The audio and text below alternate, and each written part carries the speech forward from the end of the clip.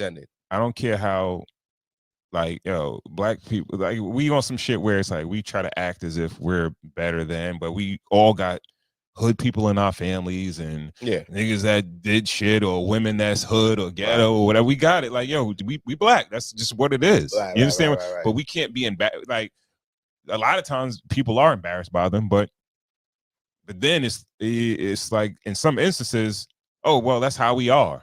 Right. Mm-hmm. When it's convenient to say that's how we are, but it's like, all right, we can't put it on display though. We got to keep it hidden. We got to keep that part hidden, but we got to act like. She definitely looked like she would have been out there whipping niggas' ass on that boat with the chairs and shit like that. She looked like she would have been out there, proud American. You know what I mean?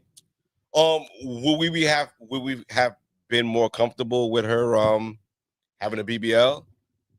And implants and no, I really feel, I think that would have been outrage. No, I think it would have been outrage also. I think what most people, if I could get into everybody's mind, if it was like a Claire Huxtable type, everybody would go for that. But Claire Huxtable is not a real person; she's a character. Okay. Well, neither is this representation. Well, you know. Well, I probably seen more black women like that than. Real life Claire Huxtables. Yeah, I like it. I like to see it more embraced. It's sometimes looking in the mirror is a little uncomfortable, but you gotta look at it. Wait, no. Why it's gotta be uncomfortable? Why can't we sit here and like start to kind of embrace who we are, right? Instead of trying to not be that and trying to be something different. Because maybe we thought we were something else. That's the exactly. Part. You look in the mirror, you are what you are. But you look in the mirror, you are what you are. But then you go out in the world and you perceive yourself as something else. No matter where when you go, get back to the mirror, and you look at yourself and you be like, no, you don't know. Most people don't perceive themselves as something else. They try to act like they're something else. They know what they are. But we're trying to be. It's nothing wrong with people trying to be better than what they are, right? But you are who you are, and you'll get to where you need to go when you get there. It's not, you can't rush it. You understand what I'm saying? But like, so what exactly are you saying? Like, what I'm saying is that, all right, like that's a representation of black women, not all black women. You understand? But what I'm most. Saying? But all right, so what's wrong with a black woman having her hands on her hips? They do have a little bit more attitude or not even attitude, a little more sauce on their personalities than other cultures of women, right? Yeah. Why we should just embrace that, because that's what they are, right? Is who they are, right? Yeah, they wear braids, right? Yeah. It's like sort of like African in a sense, you know what I mean? It's cultural. You understand what I'm saying? All right. It's cultural for here, like it's an American cultural thing. Braids are well, I think it's come from like African descent, but it's an American, a black American type of thing, right? Right. Also, like, our women are a little more thicker than the other Americans are too. Yes, but our women are a little more hippie and stuff like that, and so what? It is what it is, right? Yeah. So what, we gonna hide them? It's like a chick we dating, like, oh, that's the chick I'm smashing on the side, but I don't bring her out. That's a lot of niggas baby moms. You know what I mean? Yeah. So like, we want some other representation. We want Claire Huxtable because it's some fake shit. She's not real. So she exists. She was Felicia Rashad, and she exists. She's a made-up character. Fine, right? But there are women that represent, and they look like her too. There are women that are in the gym a couple of days out the week or eat better and whatever, and represent. Is she more of a regular woman, or is she an exception, more or less? I would say the regular woman looks more like okay. A Claire Huxtable is, I guess, if there's a real Claire Huxtable, right? Yeah, beautiful.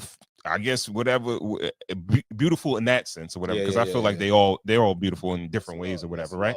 Yeah. But as far as like, all right, so you think any other statue looks like that? So you think the Statue of Liberty was a true representation of what a woman in France looked like in that time? No, exactly. So they could be aspirational.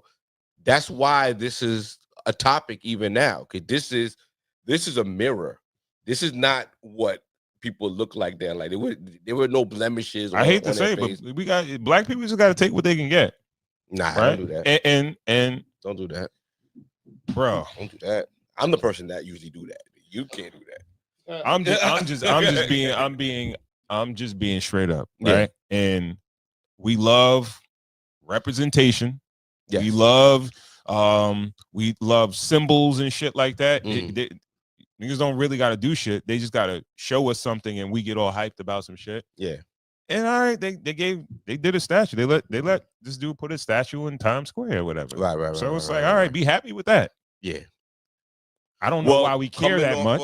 We kind of don't. We kind of care because of what she ended up looking like, and I feel like it's that mirror that made us uncomfortable. But I feel like once we sit with it and we have the conversations with it, it's like, you know what? We know those women. We went to school with those women. Bro. Our friends know those women. Like our wives are friends with those women. We know those women. You know what I mean? So it's like, yo, you know what? Yeah, I'm good with that. You know what I mean? I'm fine with that. As a juxtaposed to that, did you see any?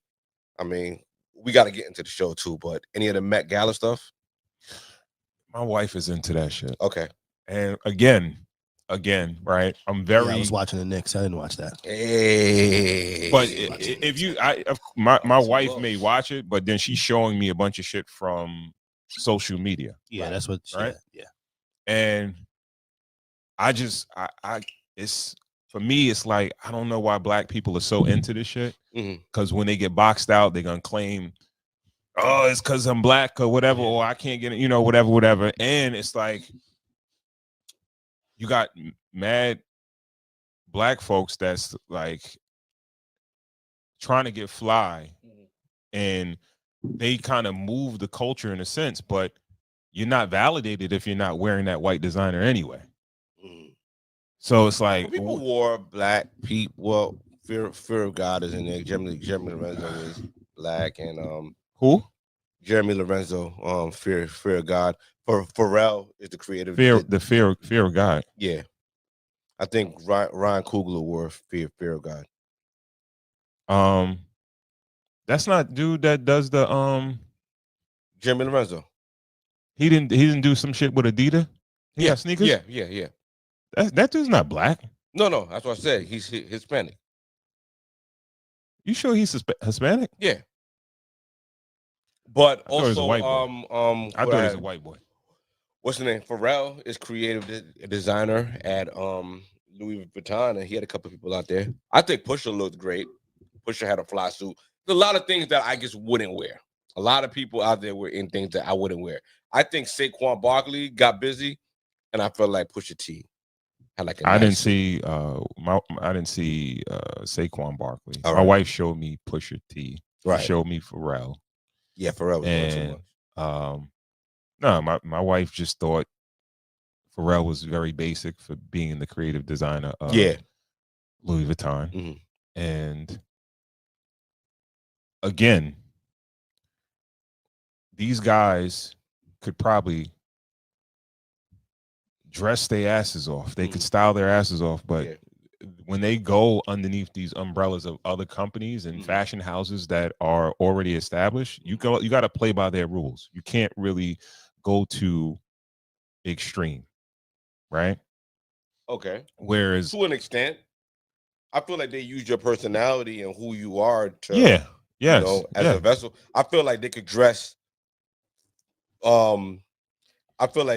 Will.i.am a certain way. Then they could take more creative license with like a Will.i.am than they could take with a Pusha T. Yeah. Like everybody's amused. Everybody's body style is different, and everybody, But it was cool to see everybody dressed up and nice, and How do you feel when you growing up prom? I'm sorry, a Pusha T who's a street rapper in a sense. Yeah, and he's there. His suit was cool. Yeah. Right. But he's kind of been in the mix of over the last whatever how many years wearing some kind of sketchy shit. Well, I understand. Pusha T is a guy that he's a good relationship guy. he stays close to people who have success. So he started off with Pharrell, went to Kanye, and he's back with Pharrell now. Left Kanye early in the whole ranting kind of thing. He got out the paint really early. So when I see Pusha T, I see someone who's a survivor. I see someone who's not gonna let somebody else's actions. That's all fine and dandy, but but that's who I see. When I saw Pusha T up there, I was like, yo, he got away from Kanye real quick. I get it. Yeah. But as far as him being dressed a certain way, and he had on a suit. He had on a burgundy suit, a little pinstripe, a little. I mean. Yeah, it was kind of fly. Yeah. I saw him wear some shit before, like when he's wearing the fucking the suit with the shorts and all that other stuff. That's like when that. Do too much. Put him in the skirt and all that. Yeah, get a little controversy. Yeah, in the kilts, whatever, you know. And it's what's weird to me is that you see these dudes that their persona is supposed to be a certain way, but then you see the remnants of alternative type of life. Yeah, okay, that's that. Yeah, I guess that's the line. Like it's fashion. It's fashion. Yo, it's. I mean, I personally even with like acting and shit like that. When you wait, he came in with Pharrell, right? So it's not far fetched. That's what I'm saying. He went back. He doubles back to Pharrell, who's in the fashion business. All right, that's not too far fetched. There's a difference between Billionaire Boy Club Pharrell and Louis Vuitton Pharrell. Right, but but then also too, he's in his 40s. What does that mean? Well, you don't dress exactly the same as you did. I don't. I dress older. I don't dress gayer. Like you thought. I don't think that suit was gay.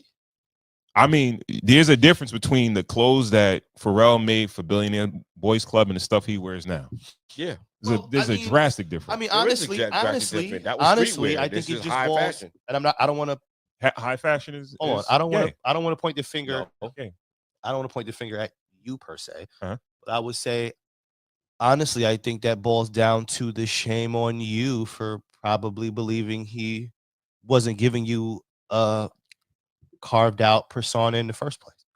Yuck. You know what I mean? It's like he was that's just my thoughts about it. You know what I mean? He probably, WWF. Maybe he sold some. He probably sold where. I'm not saying that, but a little bag of weed off the nigga. Y'all already dropped some M-bombs already. Y'all got a few. Y'all got a few when you run the tape back. Yeah. But I think, also too, us, we want people to stay a certain way. You know what I mean? We're comfortable. A lot of the time we're comfortable with the way we were introduced to a person, and we think that they should stay. But think about it. If he's in his 40s now, he's been part of the entertainment business for upwards of 20 years. Yeah, even so he's been living a different lifestyle other than street activity for at least 20 something years. You know what I'm saying? Now, let's use like a Boss Man D-Lo, for instance, right? Now, let's say if Boss Man D-Lo next year comes out, right? He's relatively new to the situation, Well, I really do use him, but that may be more of a little bit of a shocker. I think for somebody like Pusha, he's been around so long, and it's a quite possibility. He gave you the drug dealer because that's what sold records. Right. Yeah. All right. Okay. I just think overall though,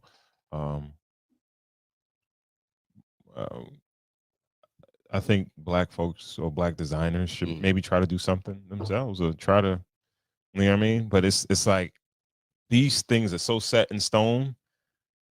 Even if they try, but it'll be like the ghetto version, like, and it's everybody will depict it as that. But it's also it's also tough, Bronco, because I feel like they pull us in right before that. With everything, right? Think about it. Even if you look at college football, right? College football, they didn't necessarily want to let black athletes play. Then when we got together, we started whooping on everybody. Next thing you know, scholarships are open at Florida and Alabama's last, and all of those other things, and all these other universities opened up because they realize, I'm just going to go I'm going to say they realize that, we are kind of quick to want acceptance.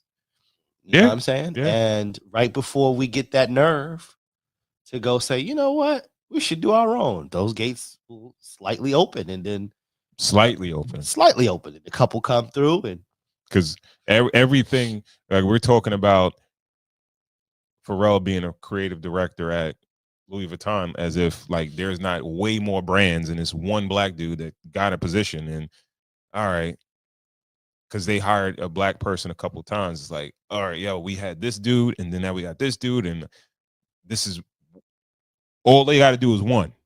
You understand what I'm saying? Yeah. Now it could be a whole laundry list of other designers that don't really do the same thing or have the diversity, even though they'll be sought after from black celebrities and things like that, but they would never hire somebody that's of color. You understand what I'm saying? And but we're just good. We're good. Like, yo, if you just give us one,